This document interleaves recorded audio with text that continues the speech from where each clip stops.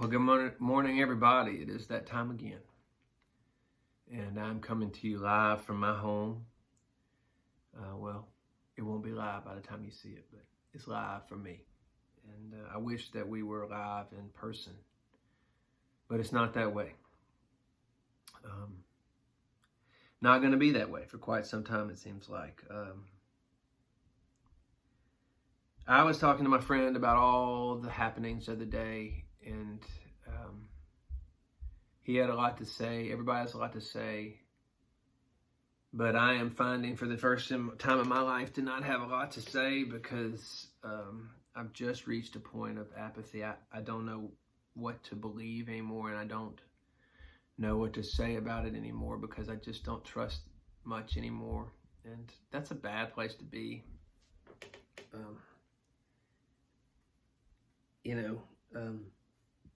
But I don't read a lot of studies, but I've read a lot of Malcolm Gladwell, and so I kind of have a little bit of a repository in my mind just about different studies. And one thing I remember about, it seems like every study, there's like some mice or some monkeys, poor little animals, and they're just getting studied.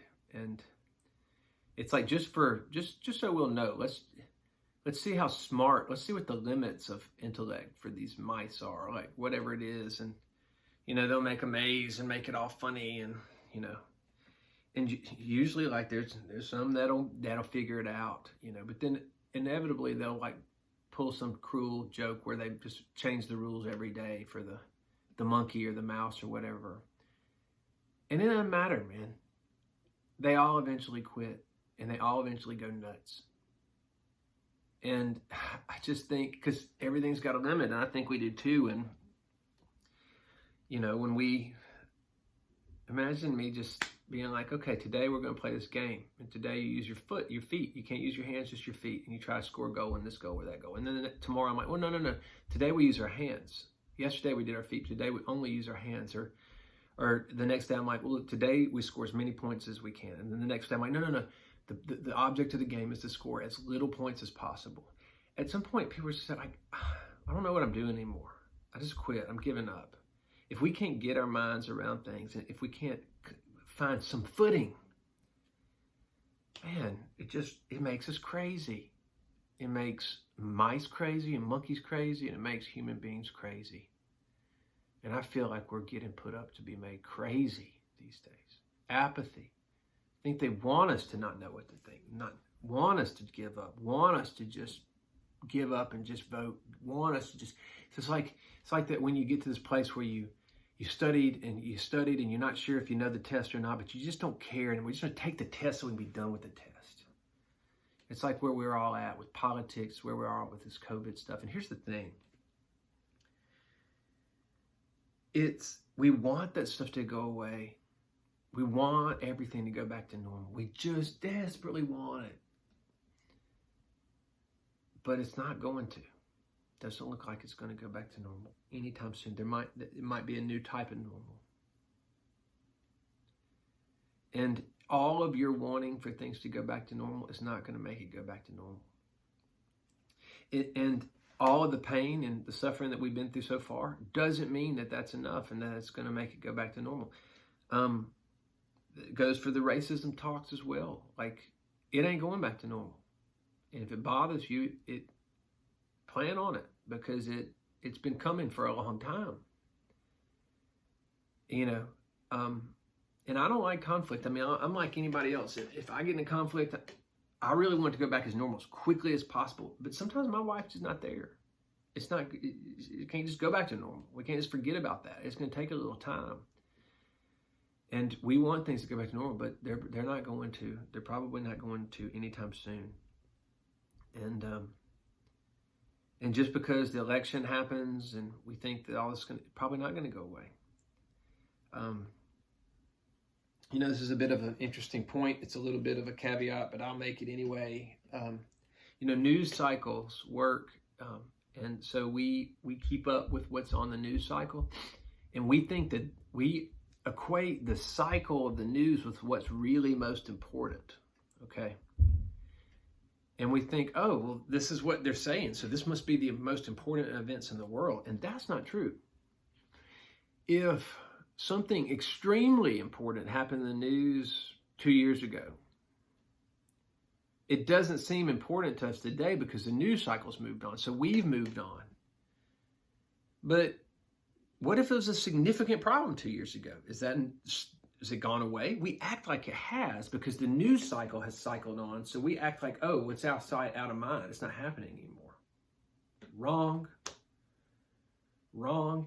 Look, if there's a world hunger crisis, all right, but you're not hearing about it on your news channel, that doesn't mean that people are not starving. You can close your eyes. You can act like it's not happening, but it's still happening. Okay? And so the biggest problems in the world are chewed up and spit out in the news, and then we forget about them as quickly as we learned about them, and we're still being led by our news cycle. If fatherlessness is a problem, then it's a problem, whether the news says it's a problem or not. If clean drinking water is a problem, then it's a problem. If the news moved on, so what? People are still needing clean drinking water. If people are starving and people are dying, they're starving and dying. And just because we didn't hear about it in the news, it doesn't mean it happened. And that's a huge fallacy for us, is to be taking all our cues from news. And let me just get off the soapbox, but with a little bit more from my own perspective. I have not been to Washington, D.C. in like 34 years. I mean, I went like in second grade, right? I visited it maybe once or twice in my life. My mom's visited 4 or 5 times. So what? I've read about the Smithsonian and seen it. So what? I've never been on the Senate floor. I took government at my freshman year at Mississippi State, and I think I cheated on the Scantron on one test. I'm not an expert on government. I'm not an expert on politics. I'm not an expert on anything from a national perspective. I have no national perspective. I wonder, it would take me a little while. I probably can name and identify all 50 states, but probably not all 50 capitals. But man, you walk around and listen to me on the right day, you'd think Bo's just an expert. And I walk around listening to all of us talk about like national politics and like we're experts, like we know these people and we know these problems and we know what the answers are and what the real facts are and what the solutions are. And we don't. And me and my friend were talking, what do we gain from hours of studying and dwelling on political narratives? What do we get for our time? Nothing. We get madder. More of our relationships are brought into question. We get more frustrated. But it doesn't make anything better. National politics, it's just not doing anything. Focusing on what are you going to do about national politics? Now, somebody told me I could go and I could visit my representative and I could petition them and everything. Yeah, we could. I guess I could. I haven't done that yet. And so I should. But you know what? For all of the time and effort I have given to watch those people and to study in national politics, I have not once talked to my representative. So that's how much I really give a you know what about that. I just want to talk about it and tell them what the problems is and what they all ought to do. And everybody's doing that and nobody's really offering any solutions. Nobody is. But do we get the local paper? Do we watch WCBI? We should involve ourselves, like local politics and local things. We actually could do something about it. We could get involved and make our town and our neighborhoods and our schools better if we got involved in that. But we're not involved in that. Everybody's got their head in a national conversation, but we ought to put our head in the local conversation. Just saying. It's a big waste of time, I feel like, and it's a bunch of monkeys, and they're treating us like monkeys and mice, and they're changing the rules all over the place, and I think all you're going to get is angry and frustrated and crazy focusing on that stuff. I really do. But that is not why I came to talk to you. And That's just my soapbox. That's what I'm trying to do is I'm trying to focus more on local and what actually can be done and actual real solutions and real conversations instead of just yapping about things that truly I have no control over and really I have no idea what I'm talking about. I used to, this is just a little funny thing, but I used to go and our family used to tailgate at Mississippi State football games. And we lived not far and we went to all of them, man, all of them. And y'all know, y'all have seen me. Y'all went to them and visited me. Well, let me tell you, and I don't mean this disrespectfully to any of y'all, but I care about that much, zero, about any NCAA football. Zero. I don't give a you know what. Oh man, it's so important. Oh, is it? No, it's not. It's not important. People get mad and fighting about Ole Miss, Mississippi State. Stupid. Stupid. It's a game. It's not even a game like in Rome where you're fighting for your life. You're not fighting for anything. If Ole Miss beats Mississippi State this year, it means nothing. Nothing. Nothing. Okay? So anyway, but you would think sports is a religion around here. Okay? You would think football is God, that it's God's game, that God is deeply concerned. I mean, people are hired, people like me are hired just to be these chaplains, to pray for God to give them the glory and the win and everything. It's just amazing, okay? And we talk about that a different day, but anyway, my point is this: I would go to these football games, and I don't care anything about it, okay? And yeah, sure, I mean it's fun, and yay, our team won, but it meant nothing. But I didn't know anything about it either. But I would inevitably, if we were going to the game, I would just watch College Game Day. And whenever Steinbaum or whoever it is, come on, I'd listen to whatever they were going to say about the game. And you know what I'd find myself doing? I'd be out there tailgating, waiting for this game to start that I don't care anything about. And everybody's talking about the game. And I just start to give the talking points that I heard on the national College Game Day that, well, our running back, we got to watch that safety. I mean, if we don't watch that safety, they're going to... And everybody's giving the same talking points because they all watched Feinbaum that morning too. And the same thing's happening with politics. When we get on this national thing, whatever flavor we like, and we just give these talking points that they're putting us up to, and we're talking about that stuff like it's fact, like we know, and like this is the way that it really is. And we just shut our mouths because we don't know, right? We don't know. And wouldn't it be great if we put our time and effort and energy into things that we could know, that we could do something about, that we could care for? That's why I think something like as simple as picking up trash in our neighborhood and on our block is something good, because it's something. It is something. There's few of us that have lifted a finger to actually help or to create any good. Few of us doing it at all. Doing it at all. But the whole world is filled with invective and negativity about the next election. Who's to blame? Sick of that stuff. Sick of it. We have limits. We have limits to that stuff. Well, that's not what I was planning on saying.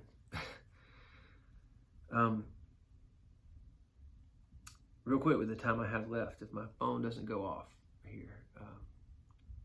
I read in a devotional this week by an esteemed theologian, someone I've always read and thought a lot about and thought a lot of. Someone who read the Bible and knows the Bible better than I ever will, and you ever will. He said something, and it was an audacious thing to say. He said the underlying governmental principle of God in the Bible is that you reap what you sow. And I thought, wait a second here. I know that verse at the end of that epistle, and it's the whole underlying governmental principle of God is that you reap what you sow, and really kind of bothered me. And I'm not really up for that. I don't really agree with that. And so I started to wrestle with that a lot. I've been wrestling with it all week. And like, I just wouldn't think that.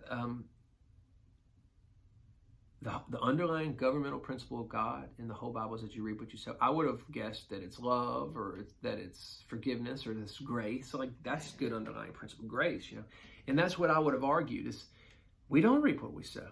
We're supposed to sow death and destruction and punishment, but we don't. We have grace. Like, we're not getting what we deserve. God's rich in mercy. Like, and so how can that be the underlying principle? And how can that be? And not only that, but I always felt that this verse was very punitive.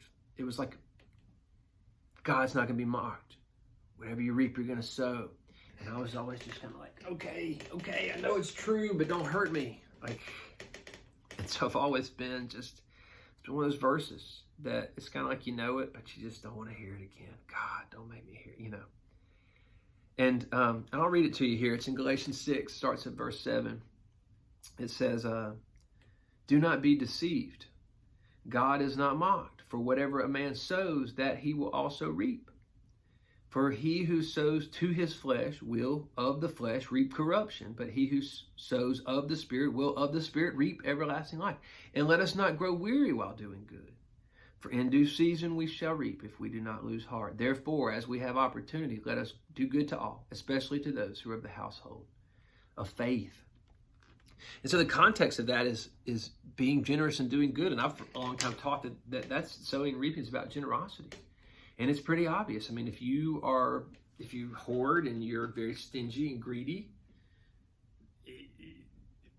when you're in need, you won't have anybody around to help you because you were a stingy and greedy person. But if you were a generous and open person and you were happy and you helped lots of people, I think when the time came, it would come back around to you. And we can kind of see how that principle works. But we can even see the principle as a warning and as a thing to scare us a little. I've often seen it that way. Hey, you better watch out. You reap what you sow. Or there's karma, or you pay for what you get, or you get what you pay for. Like, there's all sorts of ways to say this, and it's basically a principle in life, like gravity or anything else. And God is a God that works that way. Don't think for a minute that God is not a God of order. He is. He took order out of chaos, okay? In fact, I was listening to a commentary about this song called Reckless Love, and these people made a great point that God is not reckless. And I don't like to nitpick about that stuff, but that's an attribute of God that's not true. Okay, God is not reckless. All right, He doesn't do things recklessly. Okay, and God's a God of order, and there are laws and orders, and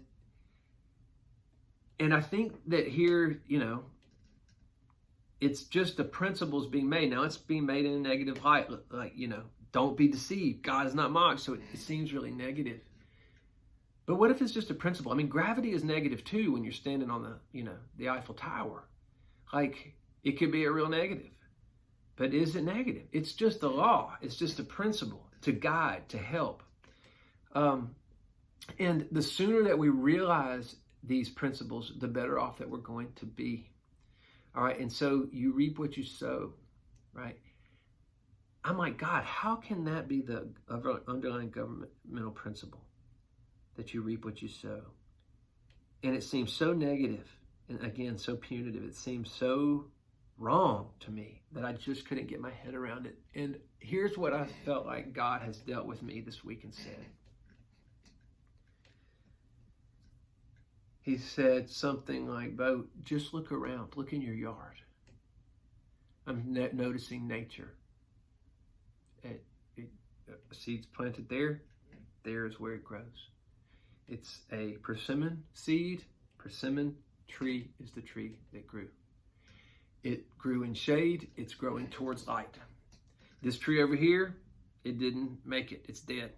It grew right here, but it didn't do anything. It didn't make it. Like, and there was a decision. There was something there. But it's a natural progression of things, right? It's a natural progression of things. It doesn't have to be bad. It can be good. And all I could think about was reaping what I've sown. and just taking that in the hardest way possible this week. And I'm like, my God, look around. Look at the mess I'm in, right? You know, and it could be anything, you know, you pick it. Look at the financial, look at the decisions we made. We bought that dadgum four-wheeler. You bought that car, and look at the financial mess I'm in. Or I've got $100,000 worth of student loans. Look at the mess I'm in. How am I ever going to get out of this? Or I'm divorced twice or 3 times now. Look at the mess I'm in. I got this, you know, I made this one mistake, this one night stand, and look what it's cost me. I mean, like that's what we do. We just go to the things that we have and the bad stuff that we've reaped, and we just looked, and all it's done is brought condemnation on us, and all we thought is, man, sure enough, I've done reaped what I've sown. And it's so bad. But I feel like God said to me this week, it's not punitive. You have also reaped what you have sown. I mean, I have a beautiful wife that is good, and I didn't know what I was doing, but I was praying and trying to make a good decision back then. And I've reaped good from that decision. And my career, when I started, I wanted to do good, and I was praying about wanting the right thing and the good thing.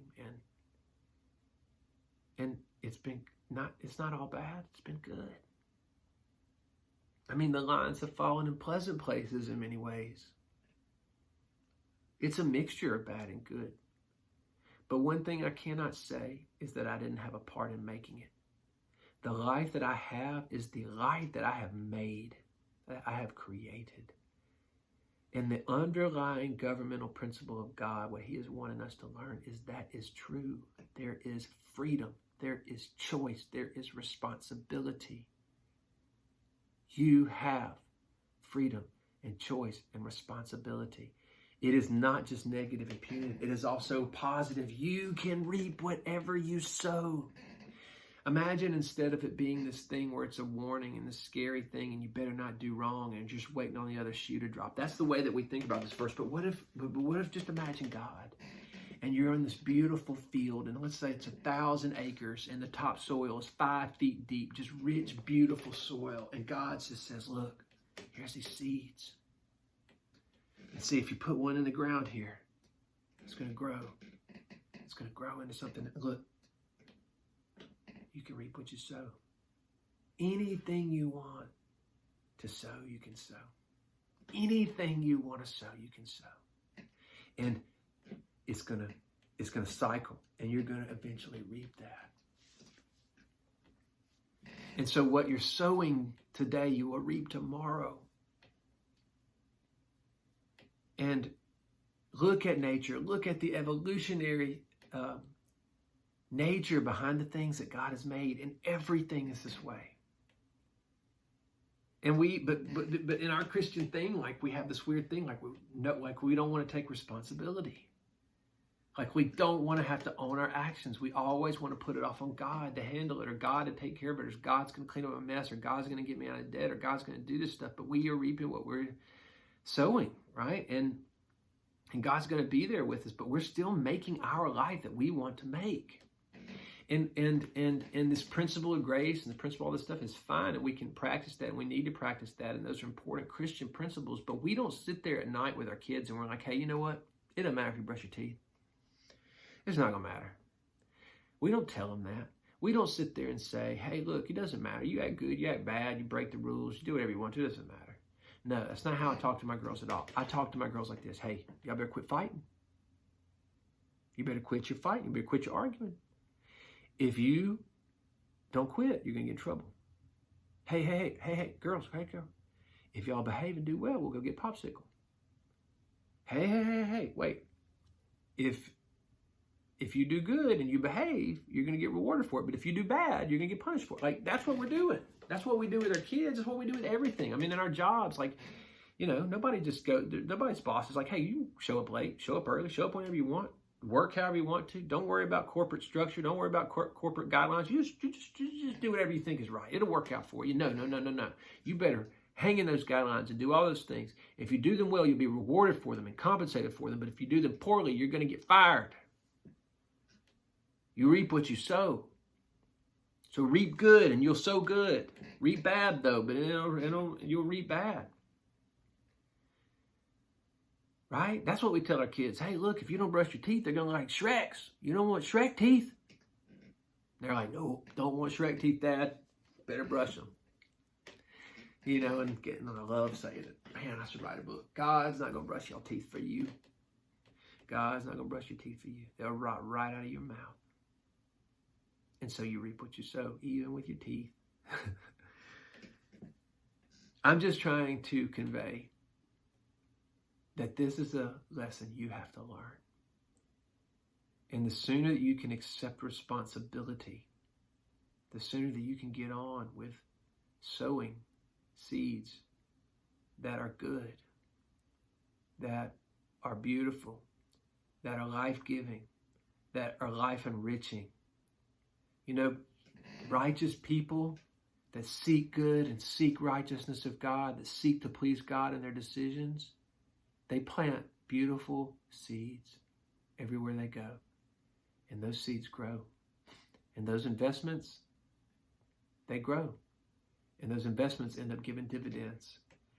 And righteous people, godly people, people that choose to follow God in the godly way, and they try to follow, I promise it, you look at them, people can be jealous if they want to, but you cannot deny that those people end up living in a garden, a beautiful garden that is blessed. All right, and those people that all they do is they sow seeds of hate and anger and violence and self-seeking, they find themselves alone. They find themselves rejected by society. They find themselves in holes that they can't get out of, that they've dug. And the principles of grace and the principles of God and the principles of love and all that stuff, we can layer that over that. That's fine, but it doesn't change the responsibility, the capacity of free will that we're given, the capacity, the freedom of choice. We have it, friends. We have it. And we don't have to see this as bad. What if today this is not a warning, but encouragement? Hey, you have the freedom. You can reap whatever you want. But you sow it.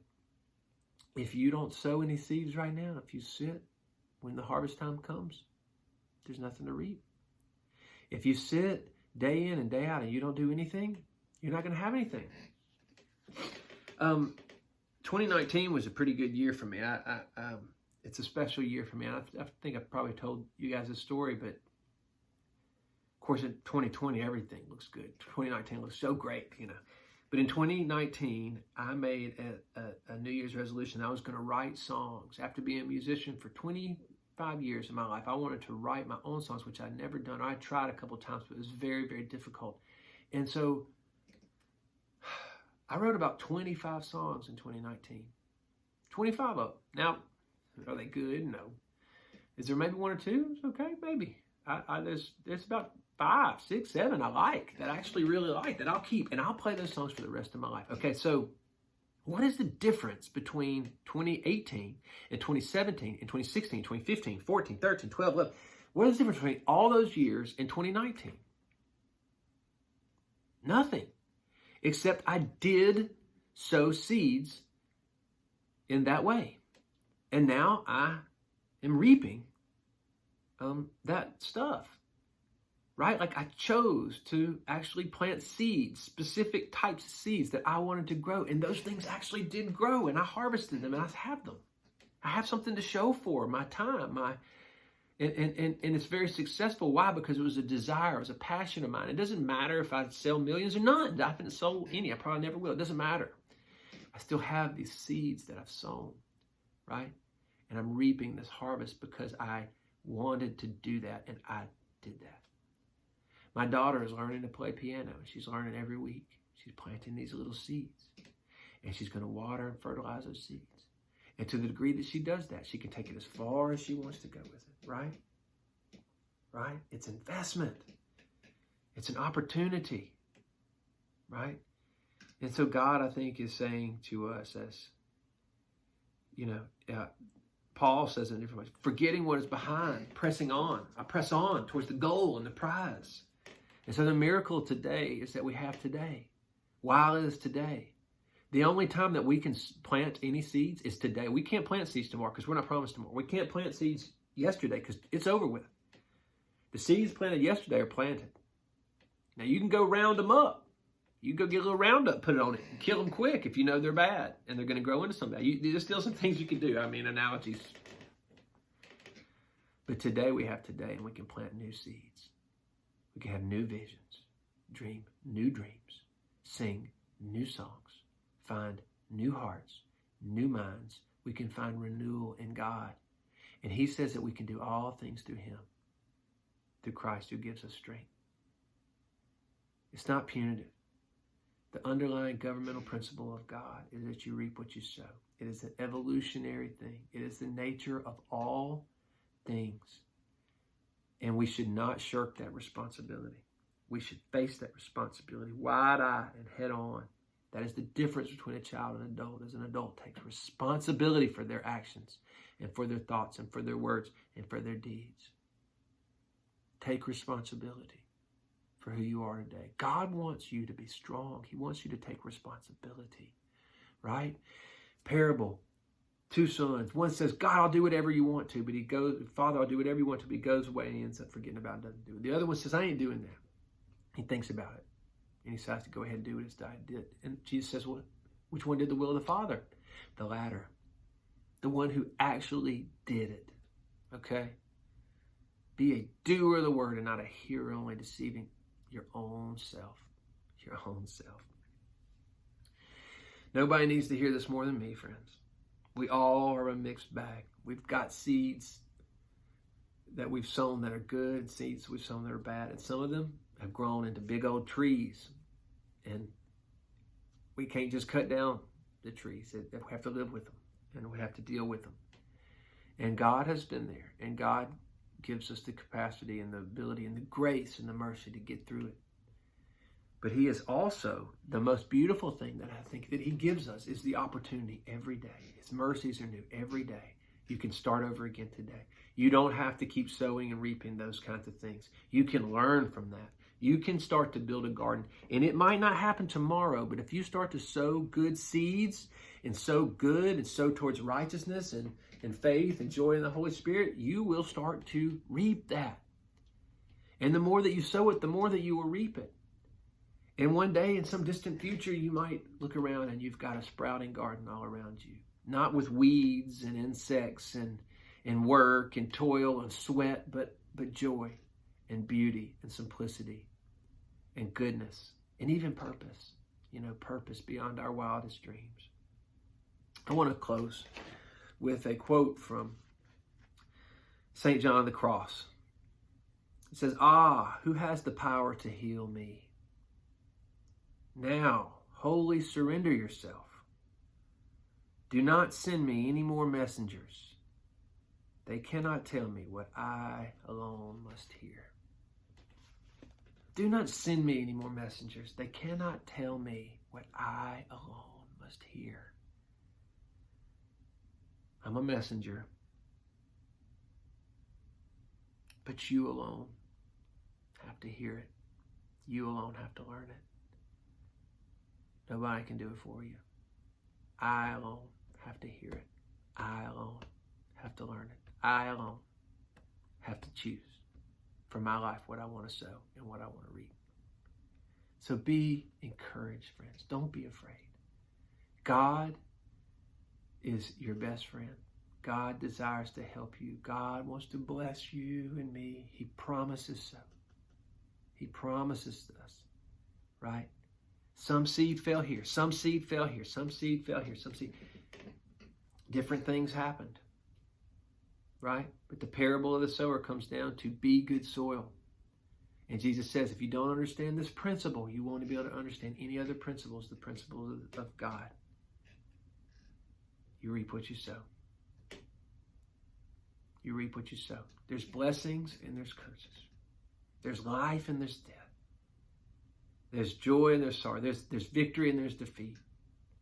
And you have everything you need. And every day we get to make a choice. And he's like, this day choose life. Choose life. So if you're living and breathing, if you're listening to me today, you have the opportunity to change today. Nobody can do it for you. You don't have to consult with anyone. You don't have to ask permission. All you have to do is ask God for help, for the grace to change. And you start to sow different seeds. You start to follow a different narrative. You start to learn from your mistakes. Take your experience and put it into practice for a better tomorrow. That goes for you personally. That goes for your marriage. You know, you can keep sowing seeds of discord and anger and unforgiveness and criticism. You're just going to get it right back. That's what's going to happen in your marriage. How do you get, I love Lehman's book, how do you become how do you get a new spouse by Friday? You become a new spouse today, baby. So it can happen. You can start to sow different things and reap different things in your marriage with your children. If all you do is scream and yell and your house is just an explosive household, maybe you need to have a conversation with your spouse. Maybe you need to sit down and say, hey, we have to change this because we're living in a household that's explosive and we're going to raise kids, all right, that are going to be nuts, and it's going to be our fault. Or maybe we can look around and we can say, man, look at this society. Look at the towns that we're living in. Look at our government structures and that they're crumbling. And look at our church and it's failing. And look at all the stuff that's happening. Should we just stick our heads in the sand and go and buy a bunch of toilet paper and hibernate and hope that when we come out it's all over with? That's what apathy does. And there's a bunch of things that I think are calling for us to get to that point in our lives. And we have got to fight tooth and nail against it, friends. You got to fight. Fight the good fight of faith. It's not over, baby. It ain't over. It ain't over. It is if you lie down and die. It is if you lie down and give up. But we're not supposed to give up. We're supposed to keep going. The end of this verse says, let us not grow weary in doing good. For in due season, we'll reap if we don't lose heart. Therefore, as we have opportunity, let us do good to all, especially those who are of the household of faith. You know, when is the right time to do good? Always. When is it not necessary to do good? When is it not important to do the right thing? Never. If you keep doing good, if you keep sowing seeds of righteousness and faith, and love, and all the things in the Bible, right? You're going to reap in due season, in the right season, when everything comes into place, you'll reap reward. God will not be mocked. You will reap what you sow. If you sow good, you'll reap good. If you sow bad, you'll reap bad. And so, man, my thing is, man, where am I putting my investments? What dog am I feeding? I got to start opening this book again, friends. I've got to close my eyes and get in my chamber and ask God for help. The crazy, stupid thing that Adam and Eve did wrong in that garden so long ago is they decided that they did not need God and that they wanted to be their own God. And is that not what our whole society is trying to do now? All moving to our own truth, all sliding around in our own fixed ideas, all doing what's right in our own eyes. No rules anymore, no authority. Where's the authority? We have an authority problem. We think we're the authority. We think that we know everything and nobody else knows anything. And if that's what you think, then you keep on going. You're going to reap what you sow. I got to quit. I keep going. I'm going to go too long here. My prayer is that we can see this, not as a warning, but as a potential, as an opportunity. God wants us to grow, right? By this, my Father is glorified, that you bear much fruit, that you grow and that you bear much fruit. John 15, right? I'm the vine, you're the branches. You remain in me, I remain in you. You'll bear much fruit. That's growth. But apart from me, you'll do nothing. You'll do nothing. That's all I got, friends. I hope that you're all well. Don't lose heart. Don't lose heart wherever you are. You keep going. You keep going. God is right there. God is right there. He's not going to leave you and forsake you. He's going to carry you home. He's going to carry you home. But he's not going to do it for you. He's not going to do it for me. He lets us have the lives that we want. He gives us the freedom to choose what we want. So choose life. That's all I got to say.